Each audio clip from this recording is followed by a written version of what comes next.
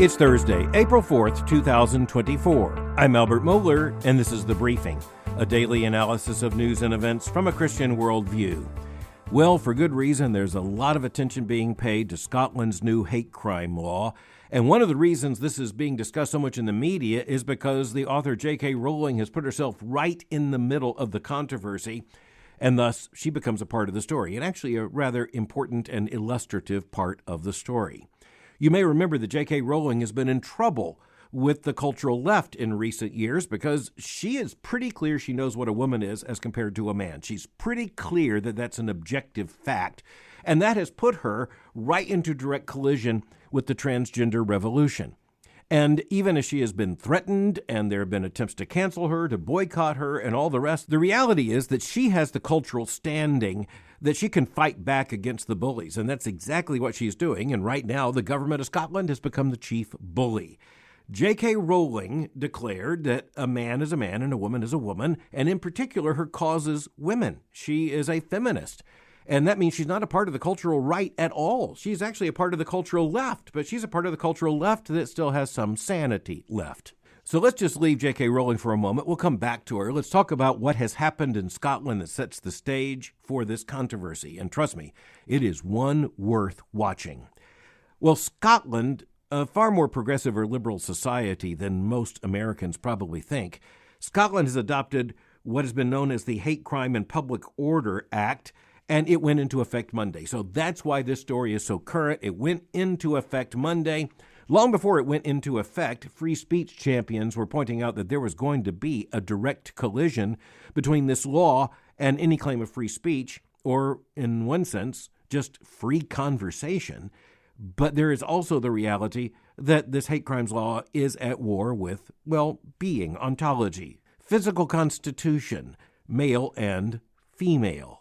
And that's because this particular law that went into effect Monday, the Hate Crime and Public Order Act, lists several different categories of people who are protected from what is identified as hate speech or protected from what are identified as hate acts or hate crimes.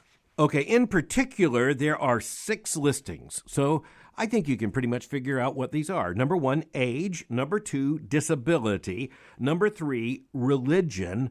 And when it comes to religion, by the way, it's not just religion, it is perceived religious affiliation.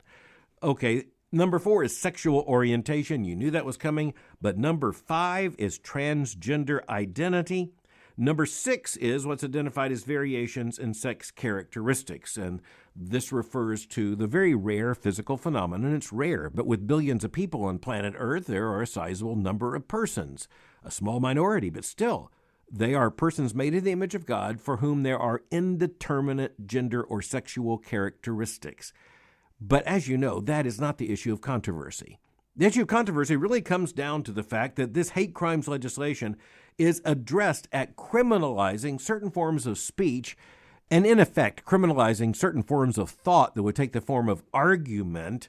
If you bring it out in public, you can be charged with a crime. Now, when it comes to these issues, let's recognize there really isn't a lot of controversy over the categories of age and disability, and yet there is a very big question about the general category of hate speech or hate crimes. Back to that in just a moment. We all know that primarily this is directed at the LGBTQ revolution and supporting, driving that revolution, protecting the essential claims of that revolution. We know that's the frontline issue. Religion is the middle category here, and that does play in this. However, it does not protect, say, religious people from getting in trouble with the law simply by declaring what we firmly believe is truth. Now, supposedly, there are protections written in for religious liberty and for freedom of speech, but that is an illusion, because what you have here is one of the most repressive laws, to my knowledge, ever adopted anywhere. And one of the problems you have with this is that it is left in the power of a very, very powerful government to decide what is and is not a hate crime, who is and is not going to be prosecuted. And furthermore, it also requires an incredible amount of subjectivity on the part of a prosecuting government. This puts more power than you might imagine in the hands of people driven by the agenda of the cultural left, and don't think for a minute they won't come for you. Now, as I say, J.K. Rowling has been in trouble with the cultural left on these issues for a matter of years now, But with this law coming into effect and with her own residence in Scotland, well, you can see the collision coming. But J.K. Rowling decided she was going to make the issue public. She basically dared the Scottish government to come and arrest her for violating the new hate crimes statute. Rowling went on social media. She went on Twitter, or X, and she wrote, quote, "If what I've written here qualifies as an offense under the terms of the new act, I look forward to being arrested." She also posted, quote, "Freedom of speech and belief are at an end in Scotland if the accurate description of biological sex is deemed criminal," end quote. Now, here's a technicality. At this point, what appears to be deemed criminal is whatever a prosecuting authority there in Scotland on the basis of this law says that it is, and convinces a court that it's a legitimate charge. And so what you have here are two different issues. Number one, you have the very real threat of criminal prosecution, but here's how the left operates. And frankly, it's not just the political left, it's repressive government, regardless of where that repression comes from in terms of ideology. A repressive government wants to scare you from speaking out loud. A repressive government wants to shape what can and cannot be said in the public square, and eventually that means to effectively shape and delimit what can and cannot be thought inside a society. And don't miss that. It establishes a category of what are called hate crimes. That's based upon actions, but then it defines speech as a form of that action, and you know what it's actually trying to get to. It's not just actions or even just words, but even thoughts. That is the key target here. Those who are driving this understand that they can change the way a society is morally ordered with this kind of repressive and, frankly, very ambiguous, threatening legislation. Now, by the way the law is stated in words and how it is explained by the government says that the real problem is anyone who would stir up hatred. The crime is stirring up hatred. And this would include any kind of action that would further promote, disseminate, publish, or for that matter, take any kind of threatening action against persons in the covered specific categories. And remember, that's a very expansive set of categories. But when it comes to determining, even with the threat of criminal penalties, whether or not something is or is not a hate crime, there's just an enormous amount of subjectivity driven in. As a matter of fact, the criterion established in the law is what a reasonable person would consider to be threatening, abusive, or insulting. Let me go back to that. The court's supposed to determine, and even before the court, prosecuting authorities are supposed to make at least a minimal case of actions that, quote, a reasonable person would consider to be threatening, abusive, or insulting, end quote. Now, threatening, that might be defined in terms, along with abusive, that would be easier than that last term, insulting. Because quite honestly, we are living in a society where the morality of harm has been turned on its head, where you are told you are now harming someone just by disagreeing with them, much less disagreeing about whether or not, for instance, male stays male and female stays female. One other very problematic part of this legislation is that there doesn't have to be any specific person who is even identified as a victim. No person or group has to be identified as a victim. A charge can be brought against a citizen there in Scotland merely for what the government could claim a reasonable person might say might be insulting or threatening or abusive to a person in one of these protected classes. And don't believe for a minute that government will not use that. Don't believe that employers won't use that. Don't believe that educational campus authorities won't use that. This will become the new way of absolutely shutting down speech that the dominant culture doesn't want. And guess what is at the center of this? Everything related to the normalization of LGBTQ behaviors, relationships, etc. If you are out of line with the LGBTQ revolution, you're going to be shut down, you're going to be shut up, or you're going to be threatened continually with legal action. It's not even clear, by the way, that a majority of people in Scotland are supportive of this law.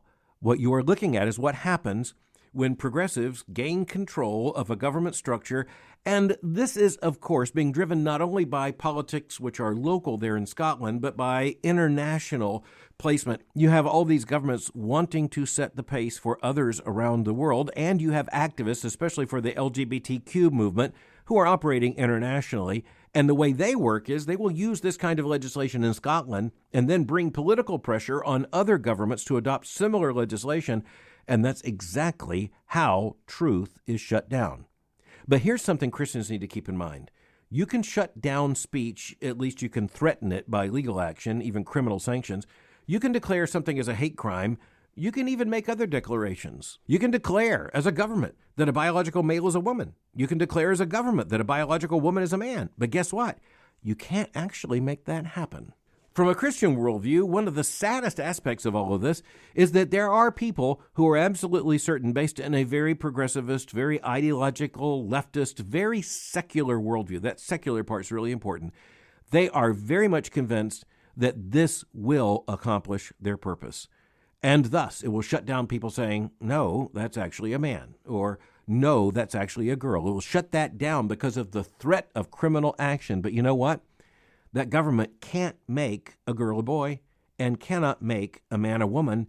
It may claim that it can establish a new legal reality, but guess what? It cannot change anatomy and physiology. It may rebel against creation order. It cannot reverse creation order. That is not in its power. But Christians also need to recognize that even as we have a very real sense of sympathy with people whose lives are so broken that they would make these declarations and demand these rights, at the same time, we cannot stop saying what we know to be true. We cannot stop preaching and teaching the Scriptures. We cannot stop saying the truth about male and female, about human beings, male and female, made in the image of God. We cannot stop speaking about what marriage is and is not. We can't stop speaking about what God has commanded both to do and not to do when it comes to human sexuality. We can't stop telling the truth about the goodness of God's creation. We can't stop telling the truth, even if they threaten us with jail. So it's really important to recognize that at least at this point, the Scottish government, dared by J.K. Rowling to come and arrest her and prosecute her on these crimes, says it's not apparent that a crime has taken place. You could add the word yet, because you know what they're up against. They know that enormous publicity would come to J.K. Rowling and to her cause and to the stupidity of this law, this repressive law, if she were to be arrested. So J.K. Rowling, let's just face it, really doesn't have much to fear here. And I want to say this publicly. I am thankful to her for daring the government in this way and for standing her ground. But those who are really threatened here are pastors of churches in Scotland, are people working in companies in Scotland, are students on campuses in Scotland, people in Scotland who do not have the power, the notoriety, and the social standing, nor the Twitter followers of J.K. Rowling. But I know some of you are saying, well, you know, that's Scotland, that's across the Atlantic Ocean, no real problem like that here. Well, if you think that, you're fooling yourself in one sense. In another sense, yes, there are protections when it comes to, say, the U.S. Constitution that do not prevail in some other places, including in places like Scotland. It's not the same thing as the First Amendment to the United States Constitution. And yet it's also true that there is enormous pressure being brought by those on the cultural left, those who are the warriors for the sexual revolution, the LGBTQ cause, to bring that same logic here. And frankly, it already prevails in many settings, such as on college and university campuses in the United States, where frankly, it might as well be Scotland. But it is also interesting that the conversation here is a bit different. And even yesterday, the New York Times ran an article, and I appreciate this, with the headline, "The Problem with Saying Sex Assigned at Birth." Now, this isn't the opinion of the Times, but they did run this piece by two authors, Alex Byrne, a professor of philosophy at MIT, and Carole K. Hooven, an evolutionary biologist who is also non-resident senior fellow at the American Enterprise Institute and an associate in the psychology department at Harvard. The article is about the danger of using what you now hear so much in the popular culture, sex assigned at birth. Now, what we should appreciate is the fact that these two very prominent academics have put themselves on the line to say that implies that that's all that took place, that there was just some kind of arbitrary assignment of sex at birth. They go on to say that denies the basic difference in physical constitution between male and female. They acknowledge that, of course, as we said, there are a rare number, a very small percentage of human beings in which it isn't clear, but for the vast, vast majority, and frankly, all the contested cases we're talking about here, it is a very simple matter to look at a baby born and say, that's a boy or that's a girl. And these two academics are coming back and saying, if you're going to refer to that merely as sex assigned at birth, Well, the logic of their argument is that's going to cost lives. Now, for one thing, as they point out, the female body and the male body, the chromosomal structure of the male and the female, they're different. There are different physical vulnerabilities. There are different medical dangers. They write this, quote, "Sex matters for health, safety, and social policy and interacts in complicated ways with culture." They continue, quote, "Women are nearly twice as likely as men to experience harmful side effects from drugs, a problem that may be ameliorated by reducing drug doses for females. Males, meanwhile, are more likely to die from COVID-19 and cancer, and, well, they go on to different behavioral characteristics." They say they're really not arguing that assigned sex will increase the death toll, and yet the logic of what they're saying is that that is exactly what will happen, and for that matter, has happened. Later, they make this very brave statement. It tells you something about our strange times, that this is a brave statement. Quote, "More generally, the interaction between sex and human culture is crucial to understanding psychological and physical differences between boys and girls, men and women." They went on, quote, "We cannot have such understanding unless we know what sex is, which means having the linguistic tools necessary to discuss it." As a part of the problem here, an example, they point to instructions given to journalists with the Associated Press, where those journalists are warned that if you refer to women as female, it could be objectionable because, quote, "it can be seen as emphasizing biology." Well, these two scientists come back and say, well, sometimes biology turns out to be really, really important. Later in the article, these two scientists write, quote, "Saying that someone was assigned female at birth suggests that the person's sex is at best a matter of educated guesswork," end quote. As they make very clear, in the vast, vast, vast majority of cases, it is not guesswork at all. Now, as I said, one of these authors is an evolutionary biologist. In a kind of hilarious way, it comes out in the argument in this article, where it is pointed out, given the evolutionary argument, that there were animals before there were human beings, and those animals were also, as they reproduced, they were reducible to male and female. Now, we don't believe in the evolutionary argument. We don't believe in the evolutionary sequence, but we would agree on this. Yes, the animals, we do know the difference between male and female, and so in their own instinctive way, do the animals. And that's true because if they hadn't figured this out, we would have no little animals, and we do. Now, I do want to point out that these two authors seem to be insisting that they're not intending to enter into the LGBTQ debate at all. They are simply concerned about language and the compromise and subversion that can happen when language is misused, like this term sex assigned at birth. But you know what? We're living in a society where those pushing the LGBTQ revolution, they can't have what they want if they refer to sex as anything other than sex assigned at birth.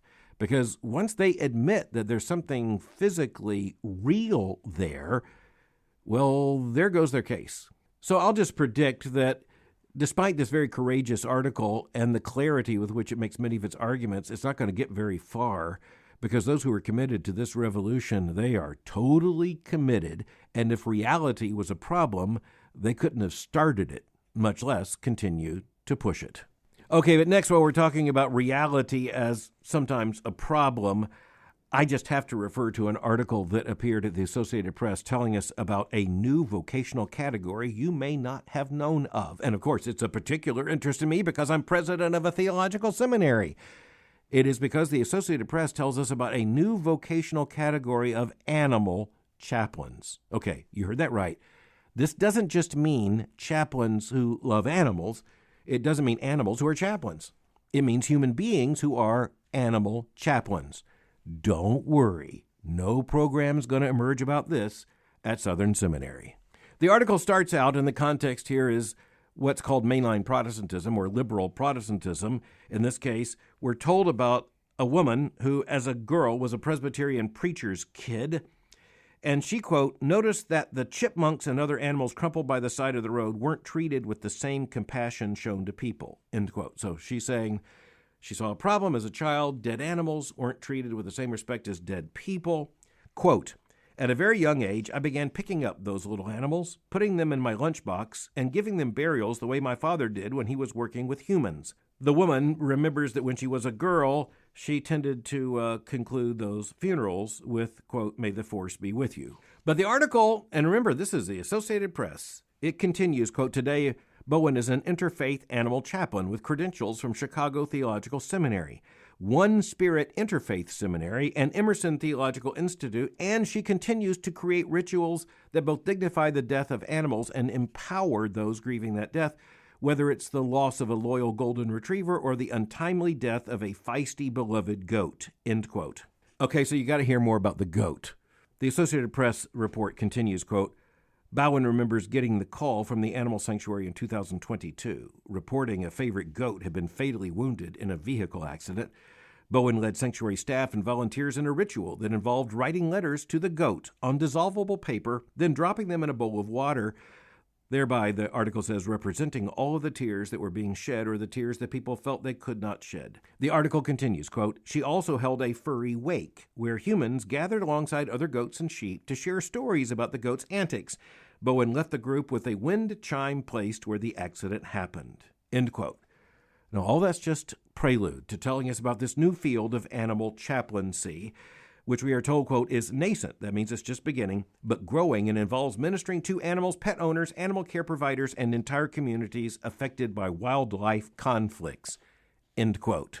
Bowen, the animal chaplain covered in the story, said, quote, this is beyond animal blessings and pet funerals. What we're talking about are deep, systemic, and existential questions about our relationships with other species, end quote. One of the fathers of this movement is identified as Scott Campbell, quote, a veterinary chaplain at the Washington State University School of Veterinary Medicine. And he said, quote, it was seeing the toll of the veterinary field up close that drew him to becoming a veterinary chaplain. Getting to the bottom line issues here, the article later reports, quote, animal loss can also trigger existential questions about God's existence and character, or whether animals are in the afterlife. Trained chaplains aren't there, according to this article, quote, to provide answers, but are familiar with a range of religious and spiritual worldviews and can help people make meaning from their circumstances, end quote. I'll just say, by the way, that it is not an assignment of the Christian minister to help people make meaning from their circumstances. Before we leave the article, it also states this, quote, because veterinary and animal chaplaincy are still emerging fields, there's little consistency around training and credentials. I'll just add to that, you bet. Again, the article continues, quote, ordination is common for non-animal chaplains who work in highly institutionalized settings like hospitals or the military, but it's rarely a requirement for animal chaplains. Financial compensation is also inconsistent, with some animal chaplains charging hourly rates or being paid by an institution and others working on a volunteer basis and accepting donations, end quote. Okay, we're going to stop here. And I just hope you have noticed what you need to notice in all of this, and that is that the animals aren't paying the salaries, that the animals are not holding the funerals. These are persons described as animal chaplains, but they are not chaplains to the animals. They are chaplains to other human beings in the name of the animals. All of what you have described here as what these chaplains do is described as having to do with orchestrating human behavior in the name of animals. Here's where the Christian worldview has to intervene and just remind us, as a matter of theological sanity, that what you have in the opening verses, the opening chapters of Genesis, is a lot more than this, but it is not less than this. It's a very clear set of distinctions. The distinction between the water and the earth, the distinction between the earth and the heavens, the distinction between animals and plants, the distinction between human beings and all the other creatures, human beings alone made in God's image, and human beings, yeah, you're there, because this is really taking us back to the beginning of the briefing today, the distinction between male and female as created, he, them. Getting those distinctions fuzzy, much less deliberately seeking to subvert them, is just giant theological trouble, but you look at an article like this, let's just say this is way downstream. When you're talking about big theological trouble, you don't go from Orthodox biblical Christianity to declaring yourself an animal chaplain and sounding wind chimes out in the middle of a field.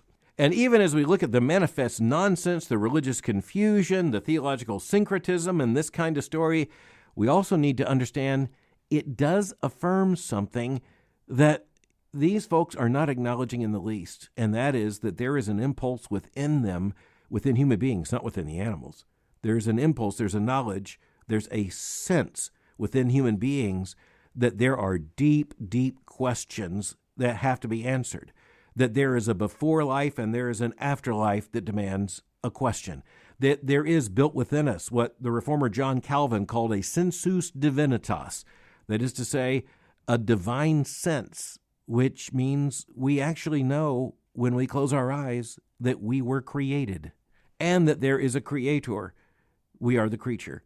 There's much more to it than that, but there's not less to it than that. Wow, was this interesting. You start out with hate crimes legislation in Scotland, and you see the threat that comes there, and then you might think, there's a lot less threat in terms of the story about the animal chaplains here in the United States. And I'll just say, well, yeah, in one sense there is. On the other hand, it's all part of one picture. And it all comes back to the bottom line that if you reject biblical Christianity, you're not going to be less religious. Your religion's just going to take some other, frankly, ridiculous form. I'm happy to tell you that Southern Seminary's next preview day is coming up, and it's coming up fast. It's going to be on Friday, April the 12th. In our secular age, we see an increasing need for those who are called to ministry, and we see the need for them to be trained with the highest level of biblical and theological education for a lifetime of faithful service and faithful conviction. That's why Southern Seminary is committed to providing rigorous theological education that you and the church can trust. That preview day, April the 12th, you'll tour our beautiful campus, meet our world-class faculty, and learn how God is using Southern Seminary to train faithful ministers of the gospel. Listeners to the briefing, now get this, can register for free at sbts.edu/preview by using the code, now you've already figured this out, the briefing. I look forward to seeing you there. Thanks for listening to The Briefing. For more information, go to my website at albertmohler.com. You can follow me on Twitter by going to twitter.com/Albert Mohler. For information on the Southern Baptist Theological Seminary, go to sbts.edu. For information on Boyce College, just go to boycecollege.com. I'll meet you again tomorrow for The Briefing.